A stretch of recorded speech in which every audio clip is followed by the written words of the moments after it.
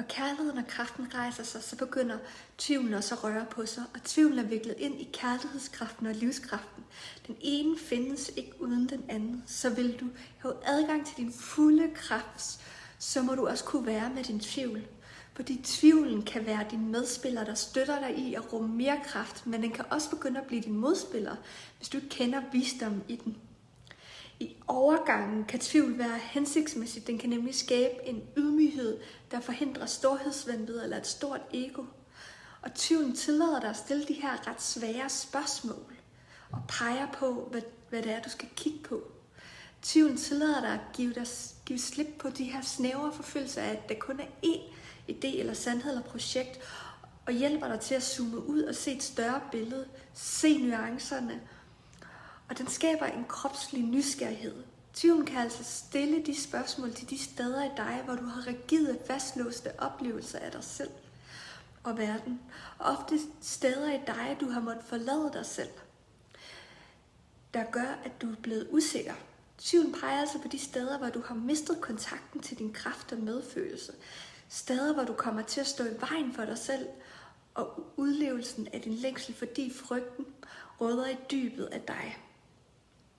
Tvivlen skal ikke nødvendigvis have den afgørende vægt i dine beslutninger, men den kan hjælpe dig til at vedligeholde en forbundethed til rodnettet i dig. Tvivlen inviterer dig til bevidstheden om, at du har et valg.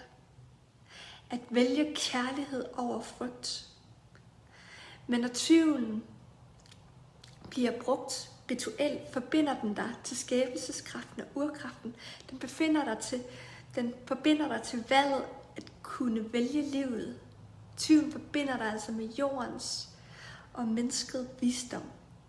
Så når tvivlen opstår, kan du invitere den indenfor. Du kan behandle den som din mentor og invitere den til dialog. Så læn dig ind i tvivlen og lyt til, hvad den har at fortælle dig. Ofte vil den vise dig et aspekt, som du havde overset eller fornægtet. Den vil også ofte vise dig den del af dig selv, som skal inddrages og høres. Når tvivlen ikke arbejdes med på en bevidst måde, bliver den som en lille parasit, der langsomt suger din livskraft ud af dig. Hvor du kommer til at gøre dig selv mindre. Den begynder at så tvivl, hvis du har haft nogle guddommelige oplevelser. Hvor der begynder at opstå meningsløshed, og var det overhovedet det, der skete. Tvivlen kan altså opleves som undergravende, og får den lov til at vokse vildt, æder den alt omkring sig. Den undergraver din kraft og gør dig handlingslammet, og dit liv forvitrer.